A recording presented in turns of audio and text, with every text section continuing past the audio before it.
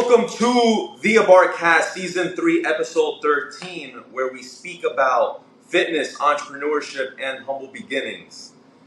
We're here to drop some fucking sauce. Dro, roll the intro.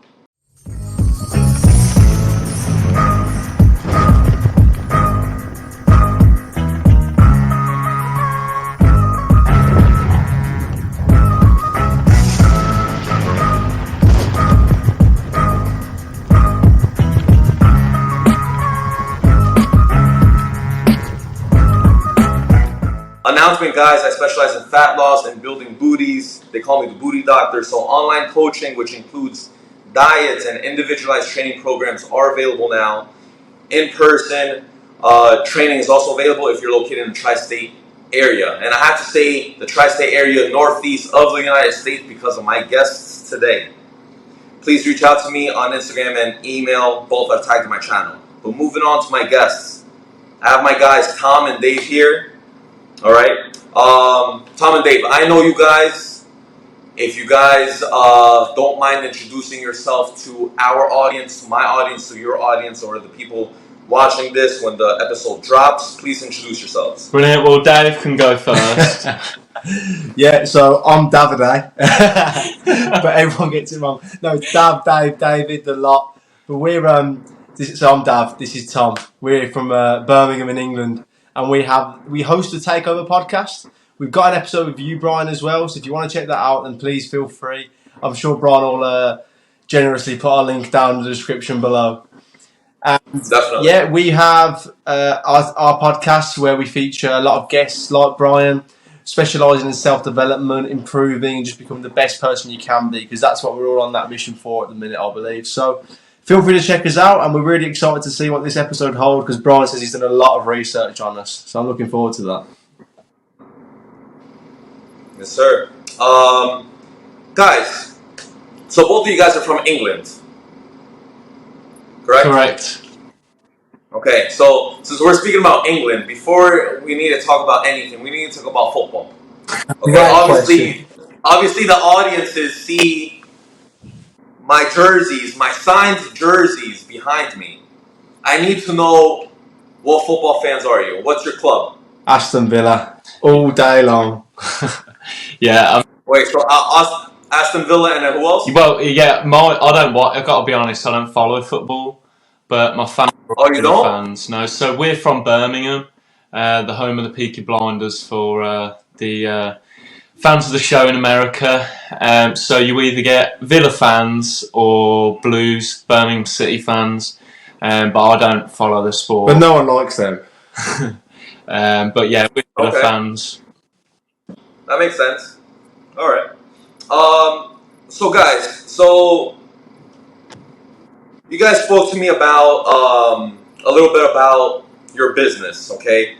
I really wanted to go into detail with the entrepreneurship aspect and the humble beginnings aspect, because that's what the Abarca is all about. Mm-hmm. So humble beginnings. Tom, why don't you start off first?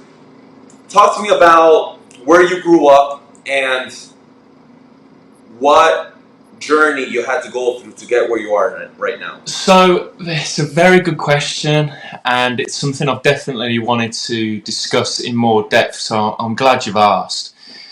So just in quick succession. So born and raised in Birmingham, raised predominantly by my mum, and was always sort of the class clown, I would say, at school. Was struggled with listening to teachers and things like that, in a sense of I wasn't really interested in those topics. Then finishing school, didn't particularly do too well at school, and not that really matters. And then after school, went on to college. Then after college, I didn't want to go to university because I was all about making money. I wanted to make money. So I then went into surveying, which was like flooring. So, going into commercial buildings, things like that, and measuring up and doing surveying. I didn't particularly enjoy that job. I was in a relationship at the time that went tits up, and I said, if this relationship goes tits up, I'm going to apply to join the army. saw it going downhill. I was like, right, that's it. I'm joining the army. I wanted to join. It was always something I wanted to do when I was a kid. It sounds stupid, but playing Call of Duty, things like that. I've got ancestors that fought in the Second World War, so it was always a big motivation for me to go into the army, and I wanted to join the toughest regiment there is. So I applied to join the parachute regiment. Now, the parachute regiment, they're the regiment that they jump out of planes on parachutes. They're the first ones in any form of combat. And I passed selection process, but when I passed selection process, I obliterated my knees. Because I've always run my entire life, always been a competitive runner. I wore the cartilage away on my knee because it hadn't been sitting right, and I'd still been running on it, even though I was in pain. And then, anyway, I was too badly injured because the training for the parachute regiment is brutal. Like, it's unbelievably hard. And then, anyway, I decided I didn't want to work. Wait. So Tom, stop right there. So, talk to me about that. Like, why is it hard? Like, isn't it just jumping off a plane? Just for the audience who's never jumped off a plane before. Yeah. So the parachute regiment is, it's unbelievable. To put it into perspective, they've had professional Olympic gold medalists do the test week, which is 1 week, the final test, 1 week, and they don't last a couple of days. Like, that's how serious this training is. And so it's a 7-month long period from start to finish if you don't get injured in the process, because you can, obviously it gets longer if you get held back, that kind of thing. But the process predominantly is, you go in as, you're above the average person, but they break you down into nothing. They break you down psychologically, physically into nothing. You're running marathons, up and down obstacles, up and down hills like this, press-ups, push-ups, all the stereotypical that you picture with the army. And then they break you down, and then they build you back up. I can go more into detail about, specifically the exercise and things that they do. But it's psychological, whether they build you up into this animal, so you surpass where you was, and you just become this ultimate fighting killer machine, both physically and mentally. And it's always been, to this day, a part of me's called to it. But the problem is people don't care anymore. If you go out and fight for your country, they don't care where you live or die. And the government, they'll send you anywhere and they will not care. And I was having sleepless nights about thinking about it, and then I decided I want to get back into making money. So that was when then I got into accounting. Wow. I hope that answers your question. But, yeah. Definitely. What about you, Dave? Well, just to reiterate the fact that Tom said that genuine athletes, pro-performing people, couldn't even make it through, and this guy got through with half a knee. So that's a testament to him, really, isn't it? Like, that, it's mental. He was telling me a story about how he was running like an 8K or something, and everyone 6 miles, and he was just throwing up as he was running, and they just said, "Keep going, keep going." They're shouting at you as the sergeants do. They scream and shout, and I was being sick because you have breakfast at like 6:30 in the morning. And I ate this full English breakfast, like living my best life. I was eating this breakfast, not realising we was running 6 miles in half an hour. So, and then we was doing this run, and I'm not joking to you, Brian. Like, the hills, you were climbing up them, and they're going faster, come on. Because it's a test, you got to get up it.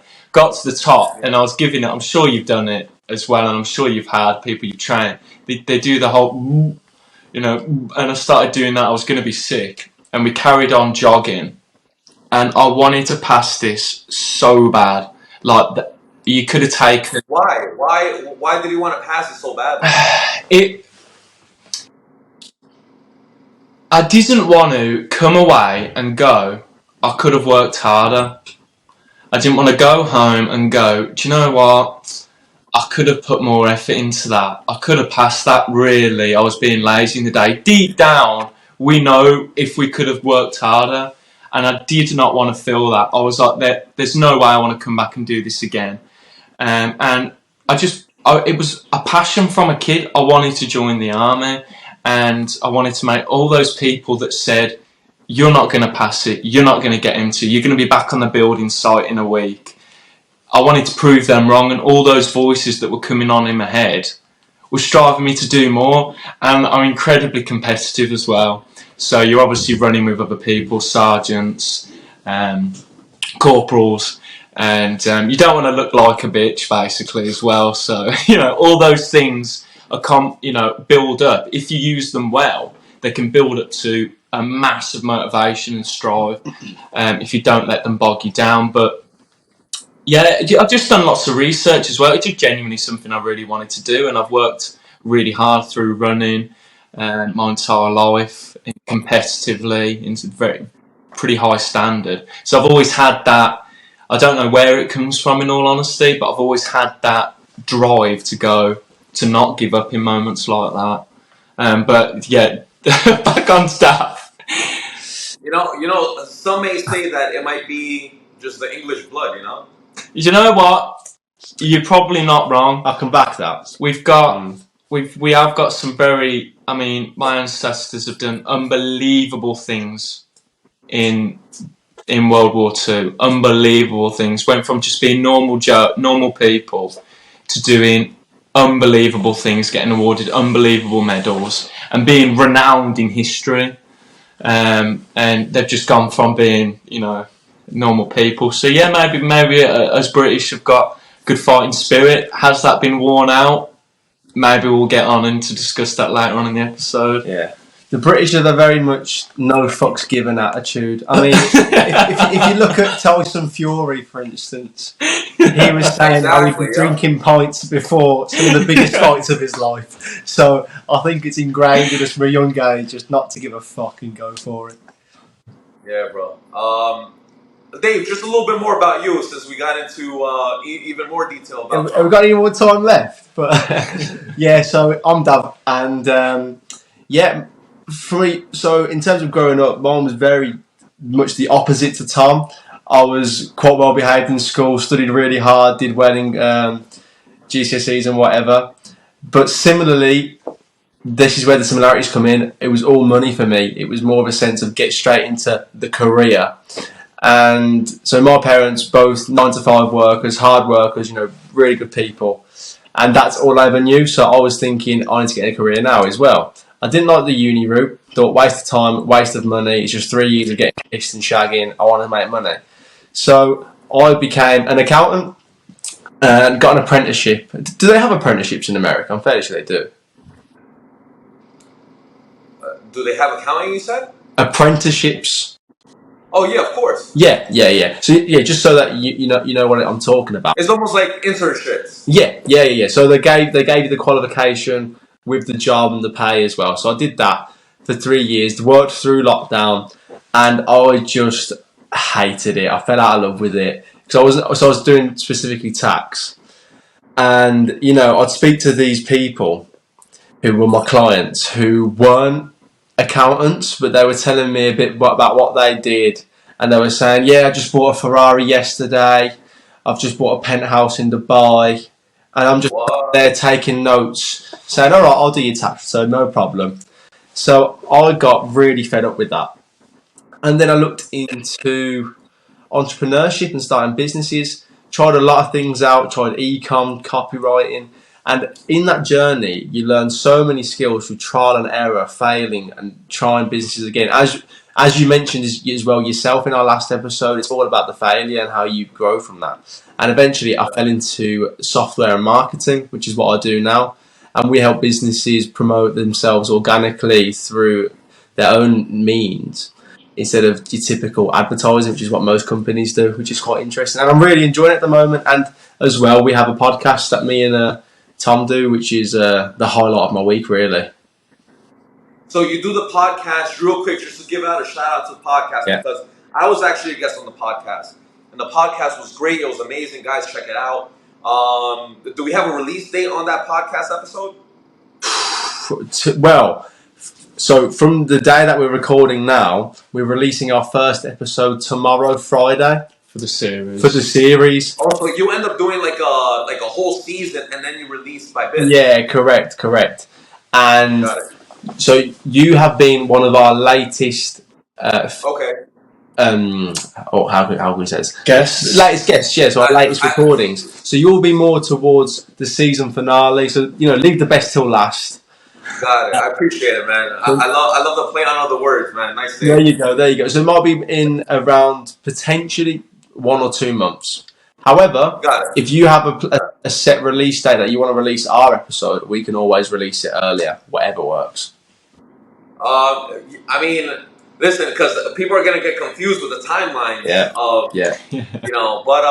But listen, I mean, this episode is definitely gonna drop within a week. I'm gonna promote it in the next few days, but I'm sure it doesn't matter, man. The audience are gonna know that you guys, mid-July, I would say. Yeah, sweet. We'll drop it on Friday then.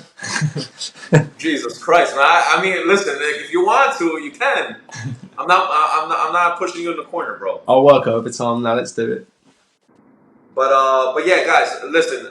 Check out the podcast whenever it drops. Subscribe, please, as well. It was very, very detailed about my life. It was detailed about what their perspectives are, what our perspectives are, what we agreed on, what we didn't agree on, and they were really, really good hosts. So I really appreciate the invitation, Tom and Dave.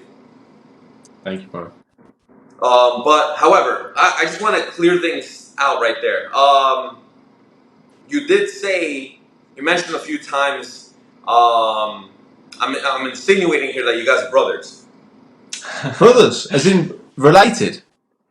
Okay, so you guys are related, but you guys are not brothers. No, we're not related, but we do get that a lot because we're working together. We've got the podcast together. Yeah, we're all working together. Right. So we've got that. Listen, bro. I had to ask because there's a few times where Tom and Dave were just kind of like, oh yeah, like my mama, and I felt like there was a few times maybe spoke too fast. I felt like it was like saying our mom, so I was like, oh shit, okay. So I didn't know you guys were brothers. Nah, but okay, so you guys are very, very close then. Yeah, for sure. Definitely. Okay. So, Dave, you ended up mentioning the AI business that you are in, or the software business that incorporates some sort of AI. Yes. Correct. Yeah. Okay. Can we talk about AI for a little bit before we end up going into detail what you guys specifically do? Yeah, sure. What is this big, huge elephant in the room of all businesses where they say that ChatGPT is going to be taken over, period?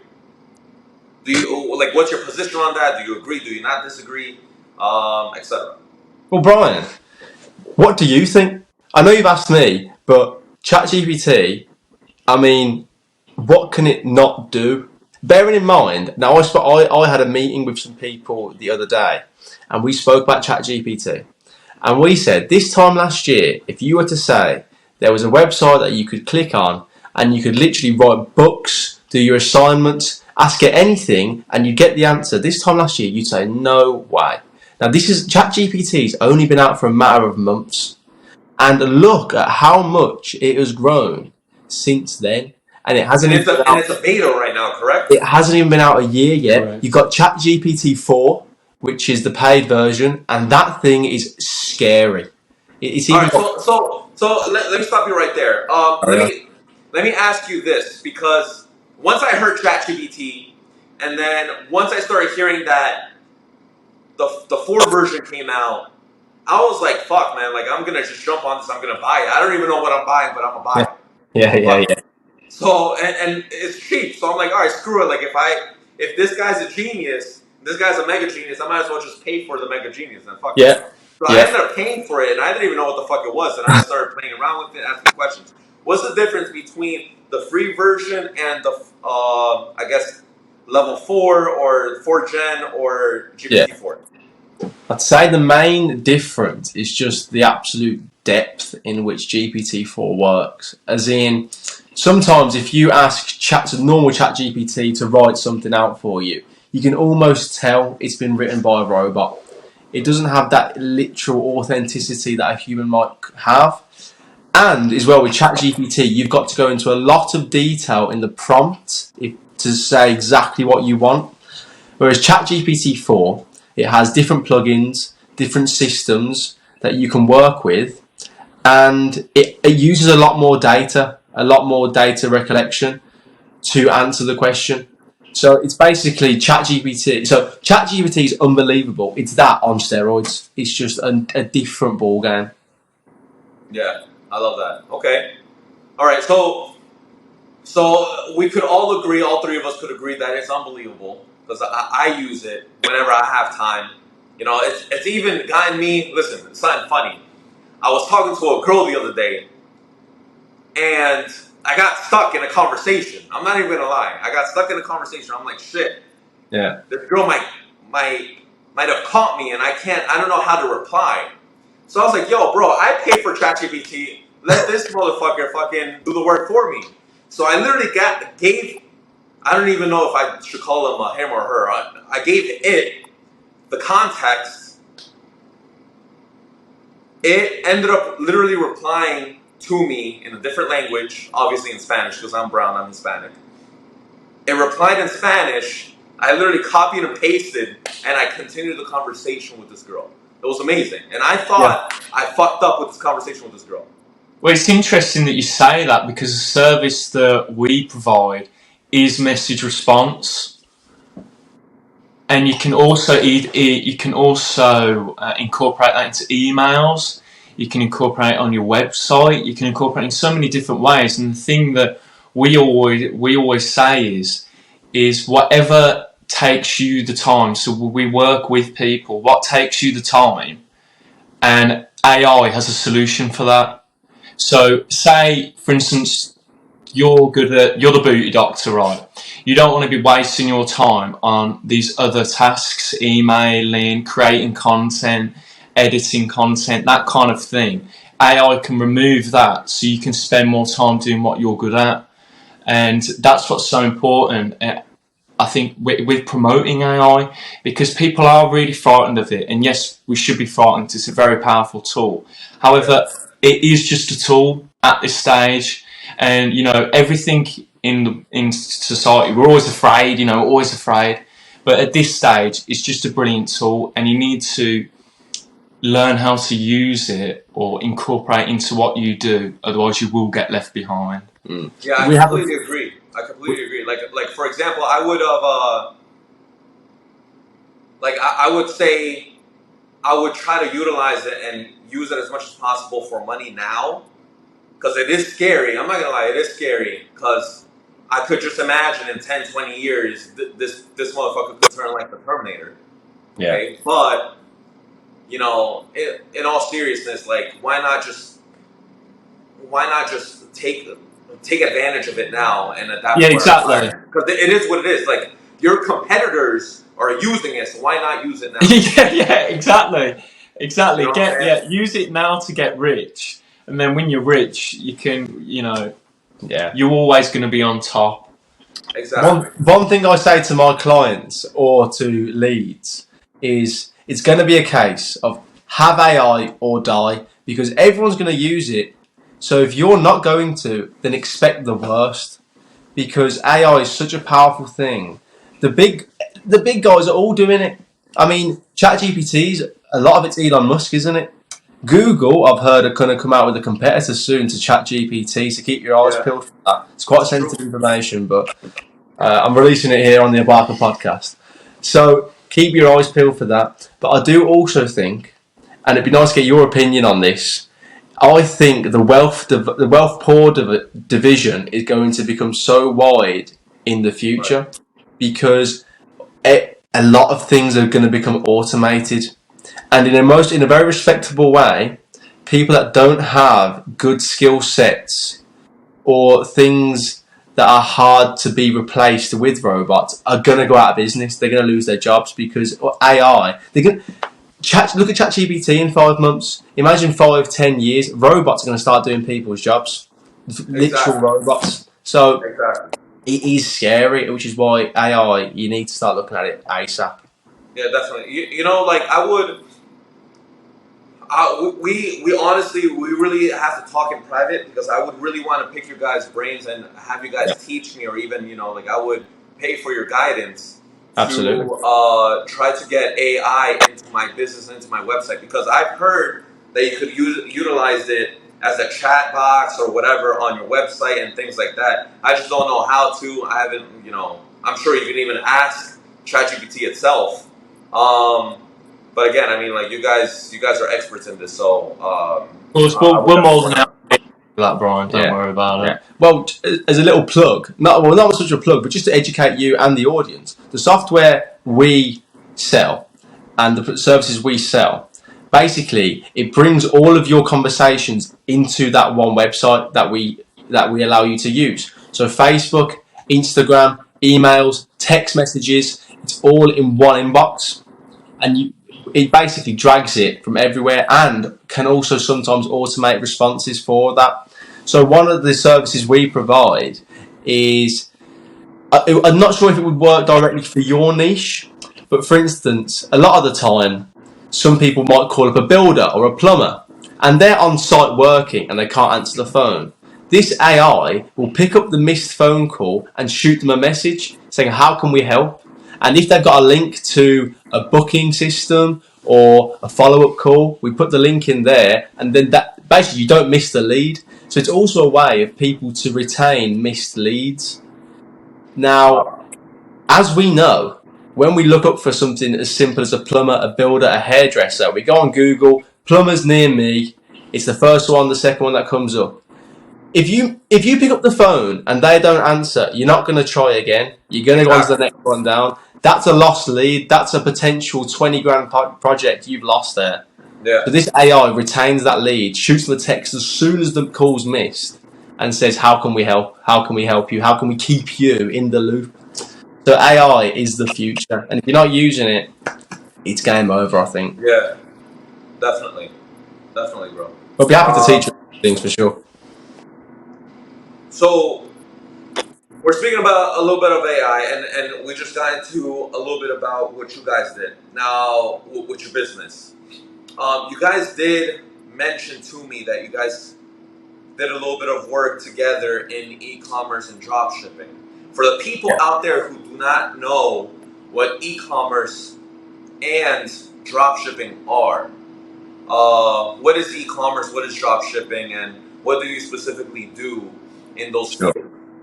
So, a common misconception, and this is one that I fell not a victim to, is people think e-com and dropshipping are exactly the same thing, but they're not.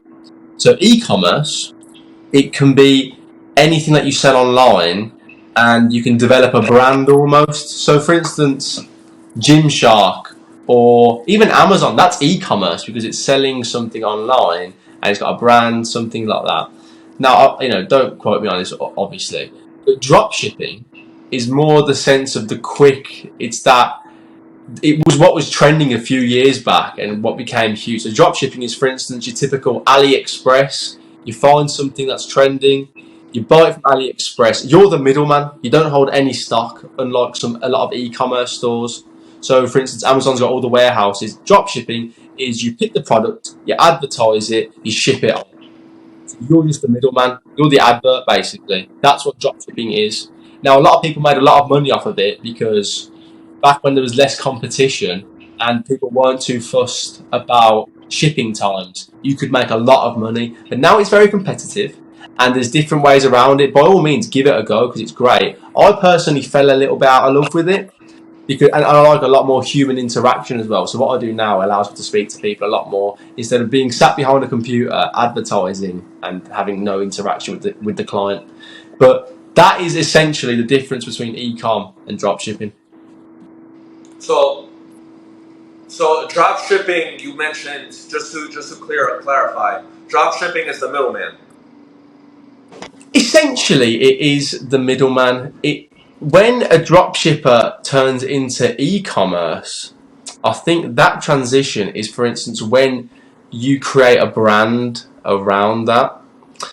Now, you can still have a brand as a dropship, because a lot of my friends that are in dropshipping, what they'll do is they'll hang around a trending product, create a brand around it, but it'll only last a couple of months. So I'm not sure if you watch TikTok or if the viewers watch TikTok. There used to be a product that was huge on there it was like an octopus that you flip inside out on whether you're happy or sad, something silly like that. But it was everywhere, and that was because a lot of dropshippers were picking up on the fact that this product was trending, and then they would advertise the product on TikTok, Facebook, whatever, and they'd sell the product through these adverts. Now that's lost trend now. You don't see many of those videos anymore. That's my only issue with dropshipping a little bit, is it's not as consistent unless you become brilliant at it, obviously. I never got to that level.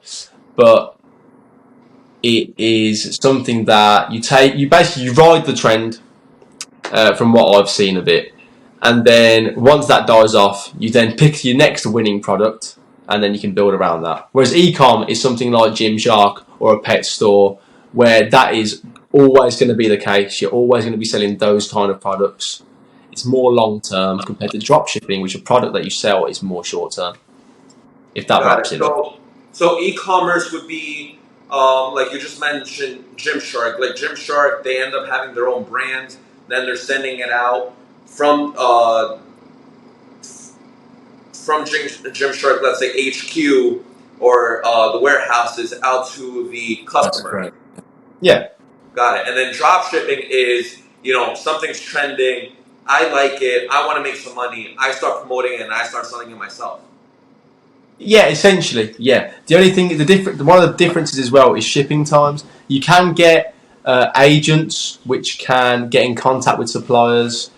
But for instance, the whole original drop shipping was, for instance, you'd see the trending product, then you'd go onto like a cheap site like AliExpress, import it from China, 30 days shipping time, 10x your margin, and send it off. Now it's a lot harder to do it that way, because now, this is going way in depth, but you'd test the product, for instance, using AliExpress to see if it had any attention to it, and then you'd pick a better supplier. But it's very hard now to compete with the likes of Amazon, who have got next day delivery on almost anything.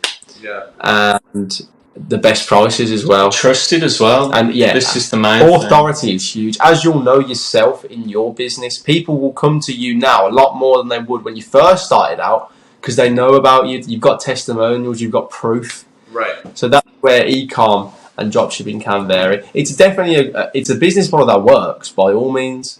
This isn't me trying to put it off. You just got, if you work hard at it, you'll get it, and you'll become very good at it. It had a time and a place for it. Like, for example, during the pandemic, during the lockdown. Well, it's not dead. It's not dead, because dropshipping, once you take the products and you found a good supplier that can offer those quick shipping times, you're in the money and you will do well at it. You need a bit of capital to start it up. So it might not be the business model that young teenagers want to start with who haven't got a lot of money, because you need to learn all about marketing, sales, suppliers, supply chain, that kind of thing. So it's not dead by any means, but you need to have a lot of skill in it, I believe. Guys, what was the reason why it was so popular during the lockdown? Well, I mean, the predominant thing with the COVID-19 lockdown is you're not allowed to leave your home. So the perfectness with e-com is you can work from anywhere. You can just work from home. It's just laptop. And then from a selling perspective, it's very good because everyone's just on their phones, on their screens. So they're going to look at products. People have got money, they're not spending. So it works hand in hand in that aspect. But coming out of that now, once again, Davide's right in saying it's not dead. However, the saturation out there is huge, and the competitivity with Amazon. what e-com is, and then we'll leave it on that, is that it's building, as Davide said, a trusted site. People aren't going to go onto your website and buy it if it's not already known. You've not already got a huge following, and you've got to be willing to not have a huge following for months, 6 months, a year, 2 years. And if you've not got a sustainable income and time to spend on that, then it's not going to be a success. Got it. Now, let me be devil's advocate. During the lockdown, you could argue that Amazon was making a killing because they were. It was. So, why was it still popular when there was still that guarantee that Amazon was going to ship it next day or the next 2 or 3 days, when there was going to be when there was so much popularity on e-commerce, and a lot of people were selling programs and mentorships on e-commerce, and even doing their own thing on dropshipping and doing the same thing on dropshipping and etc. So Yeah. why was it still popular when Amazon was still, the juggernaut during the lockdown? But in terms of what you said about a lot of people pushing courses on ecom, there was probably a lot more of a push on not just ecom but any courses in general, because people were at home 24/7 and so had a lot of free time, and the fact that they were at home without as many distractions, a lot of people kind of were like, yeah, right, I'll start a business, and so they buy into the courses, whatever course it was. Now, when it comes to the products that e-commerce sell, one thing they do tell you is that it has to have a wow factor, like a wow factor. So when you're scrolling down, it's that pattern interrupt. You see it, it's like, oh my days, I need to have this. You're not even thinking about where you're buying it from. You're just clicking on it. If the website's good, it looks legit, yeah, I'm having it. Now, a lot of people will compare to sites that I know, for instance, myself, if I find a product that's quite good that I want to buy, I'll then look on Amazon or elsewhere to find it cheaper. But some people just like, yeah, impulse buy, I want to get it. It's 10, 20 quid, I'll buy it. I think during lockdown as well, people had a lot more passive income because they weren't leaving the house, going to the pub, buying things like transport and petrol for their cars. So they had a lot more passive income to spend on these products that e-commerce people were rightfully blasting out into Facebook. I mean, TikTok blew up over lockdown. So if you had an advert on TikTok or something that linked to your business, you'd make a killing because everybody was on TikTok during lockdown. Right. That makes sense. Speaking about social media, since we're talking about TikTok, we're going to speak about the cousin, Instagram. Yeah. Now, Instagram and the blue check marks have been, the main trends nowadays, especially now that you can purchase the blue check mark. One of the main topics that I want to speak to you guys about, especially since we're all, good-looking, successful men from around the world here, I wanted to speak about, dating advice for men. So combining these two topics together, what do you guys feel about the blue check marks on Instagram, and do you think that gives lower tier men an opportunity to speak to the popular woman, or you could call them the thoughts out there? Can I go in first? Mate, lead the way. So the thing with approaching women, whether it's on social media or it's in real life, in real life, women can suss out. I don't know how they do it, but they can suss out straight away whether you're it or you're not it. And with a blue check, and when it comes down to social media, there's no way a man can beat a woman when it comes to social media. They know social media inside and out. And if you're just buying a blue check, you've got 700 followers, boom, they know straight away what you're doing, what you've done, they're just going to think you're a bum straight away.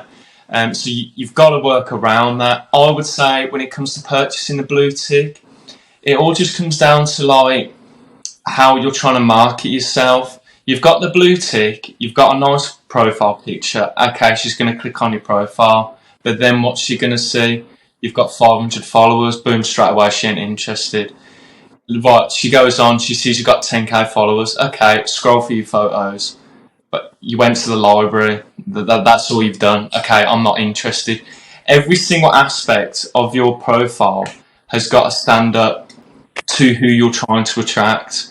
And the vast majority of the time, you probably got to be 4 times better Yeah, than the girl in all of those things. I agree. If I could add to that, I also think that social media is extremely deceptive, if that's the right word. So you're saying you've got to be 4 times better than the girl, but on Instagram, if you post the right kind of pictures, your life looks 4 times better than what it actually is. So it depends on what you're actually buying that blue tick for, I think. So, like I say, if you've got 700 followers, your pictures of you going out with your mates and, memes, yeah, what's the need for a blue tick? But if you're genuinely someone trying to build a brand who's posting pictures in his G-Wagon, then yeah, buy the blue tick by all means. I've spoken to lots of people, and as we know ourselves, no one posts pictures on Instagram of themselves crying in a ditch or something bad. You're going to post stuff that makes you look good and makes you look 10 times better than what actually might be going on behind the scenes. That's why social media is also very dangerous in a way, because it sells a false persona. And that's why a lot of people are depressed nowadays, because they're seeing young people in that rented Lamborghini that they don't realise is rented, thinking, why am I not there? So social media is a curse as much as it is a brilliant place as well. I'm gonna add on to that. So, what I want to say is that I'm gonna play devil's advocate, just because you chose one side and I see both sides. Yeah. So with the blue check mark, I think it's been engraved in modern women that if they see a blue check mark on a name, they're going to instinctively look into the profile.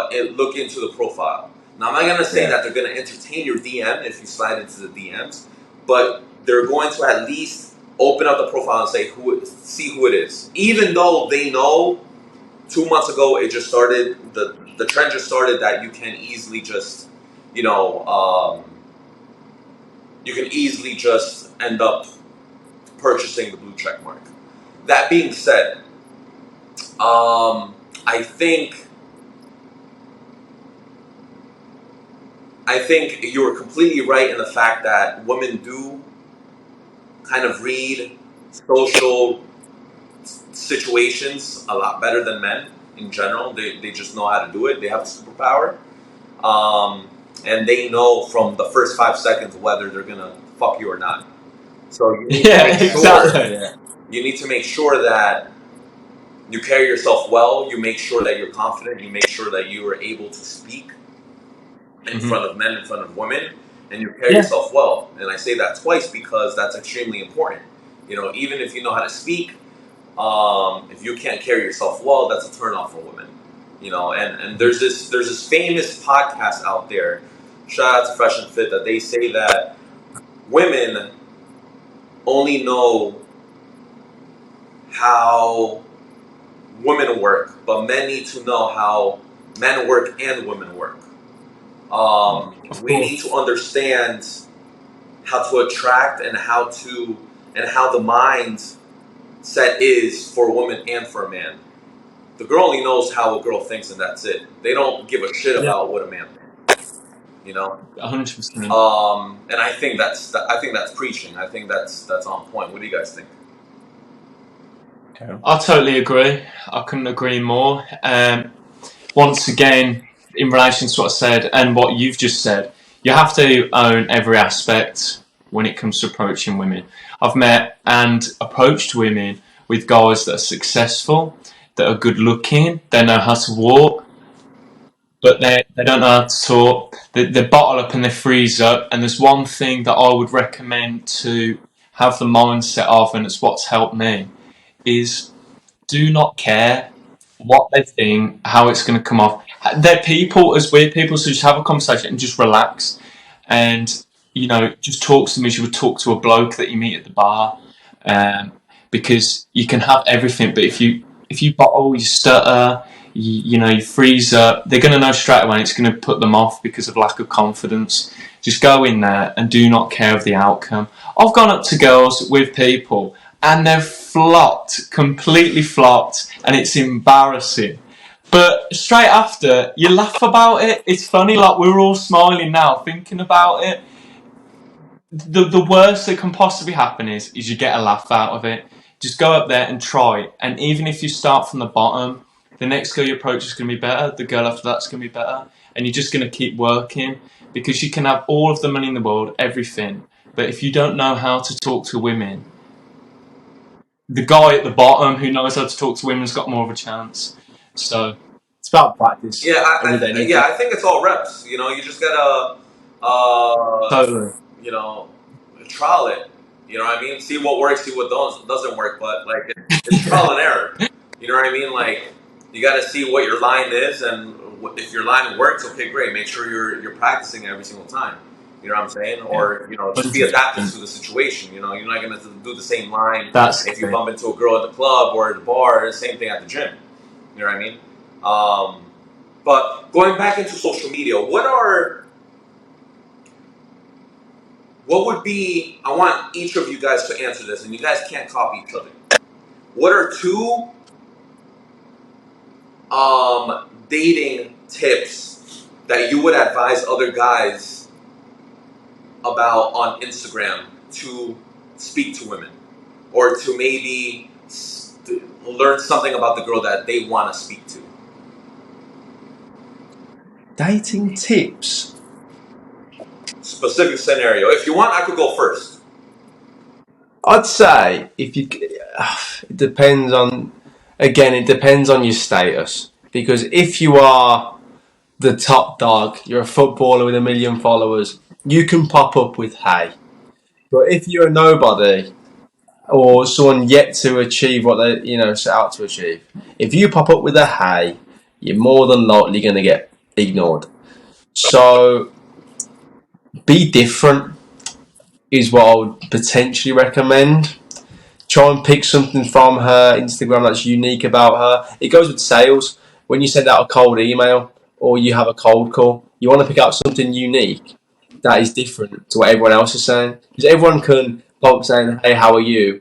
Or in business, hi, I want to sell you this. But if you say something personal to them, it's a bit different. Yeah. And that separates you from the rest. I don't know what your take on that is, Brian. I'll give two advices. One advice is just to capitalize on what you just said.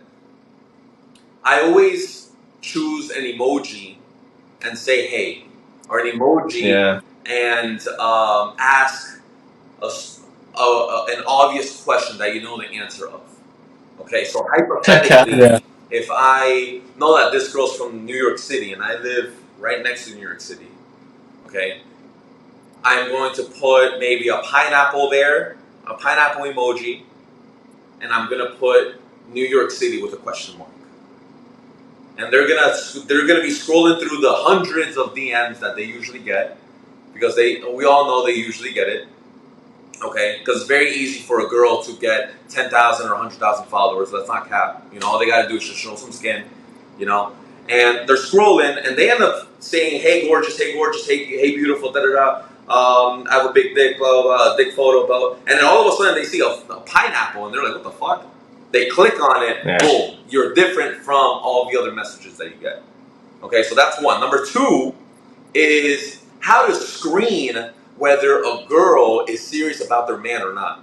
Okay, I'm not sure if you guys are in a serious committed relationship, but maybe you guys could agree or not, okay?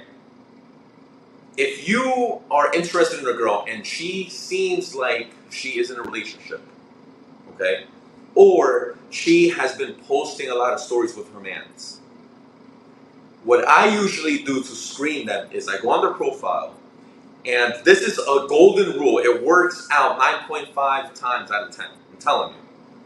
If the first 2 rows of posts is not her, man, and her, is a green light, you can jump into the DMs and say, hey, and if you're good looking enough, or you are intriguing enough, or you capture her interest enough, she will reply. And if she replies, that means you have a chance, you have an open door. That does not mean you are going to definitely close the door and close the deal on her, but you have the opportunity to. If she does not reply, it is what it is. Maybe she's on her period, I don't know, and she's not feeling you. And maybe you could try next week. Okay? But the key thing here is the first 2 rows. Okay? If the first 2 rows are just her in her bikini, her, putting her ass cheeks on the counter in the gym, or her twerking, or her party popping bottles, it's a green light, go for it. And she could even be married. If she does that, go for it. That's just my advice. So, I mean, my 2 notes. First of all, Brian, the emoji fruit trick. I thought that was just me. I've been keeping that secret for years. So the second one, in all honesty, and everyone might disagree with me here, I would say don't bother. I would say you're much better off approaching women in real life. Yeah. Because whatever trick you've tried, 99 people that day have tried it. There's only so many things that you can DM that has not happened before. In person, how many guys actually really go up and talk to girls? Most people don't have that confidence. Already, you've got the response with no embarrassment. If you've DM'd a girl and you then, you know this person and you see her in real life, she knows you DM'd her and she knows she rejected you, so already you're screwed. Yeah.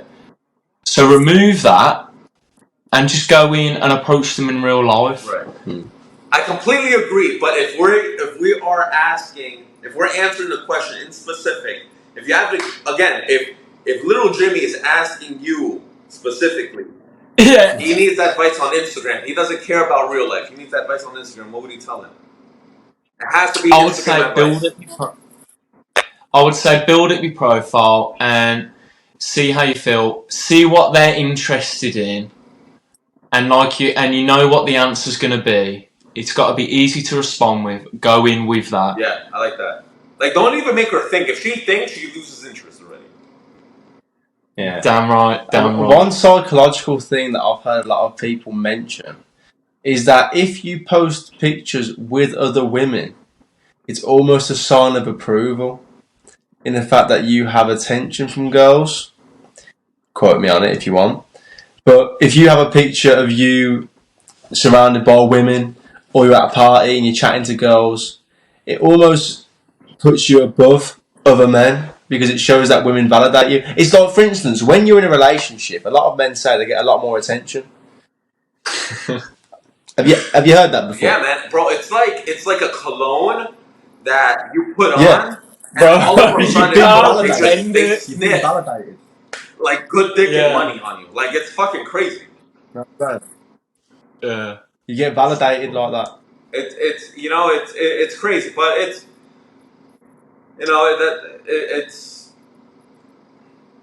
something that if you can maneuver, go for it. If you can't, it is what it is. You just got to step up, like you guys said.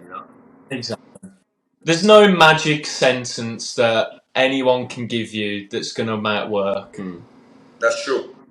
I wish there was. Because you could have the best pickup line or whatever you want to call it, but if you don't deliver it well, it's the same thing. You can have brilliant delivery, but if you say some stupid shit, it's not going to come across well, is it? That's true. All right, guys. So since we're closing up right now, how did you guys like being a guest on my podcast? This is the first ever. I just want to give you guys hats off. A salute to you guys. This is the first ever podcast for the Abarca on all 3 seasons. I think it's over 40, 50 episodes. All 40, 50 episodes where, it's streamed, it's through the phone, it's from 2 different sides of the world. What do you guys think about the podcast? Do you know what, Brian? We've been friends for a while, and I've been following your channel for a while. And I think what you do is genuinely really good. There's a lot of me as a podcaster myself. I enjoy watching your content and learn a lot from it in every aspect. And I think what you promote, how you help your viewers, is brilliant. And it's a genuine pleasure to be on your show. I appreciate it, man. If I could add one thing as well, Brian, one thing that I like about you and your episodes is the lack of bullshit. It's very upfront, freedom of speech at its finest, and that's the way things should be. And I like to promote that as well. You know, you're not afraid to say it how it is, and that's the way it should be with anyone who has a platform, saying the truth and the right thing. I appreciate it, man. Thank you, guys. Guys, if their Instagram and their YouTube podcast channel is going to be tagged below, make sure you guys follow their Instagrams, follow their podcast channel. Real quick, guys, where can all the audiences find each of you? So my Instagram is Davide Hall, as easy as that. No underscores, no emojis. So DAVIDE Hall. Yeah, and my one is Simmons Tom. I would recommend, if you go onto our podcast channel, the.takeover.podcast, you can find all of us on there. You can reach out. We can potentially get you on the show.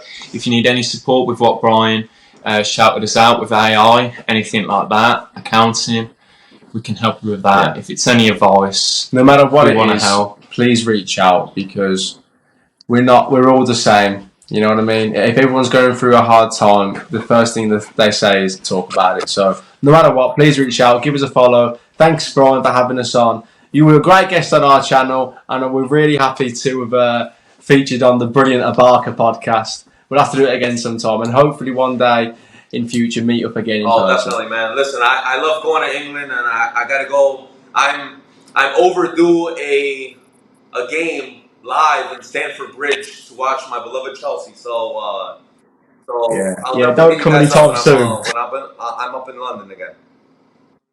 Awesome, mate. Definitely. All right, brother. Guys, it's been a pleasure. Have a nice day.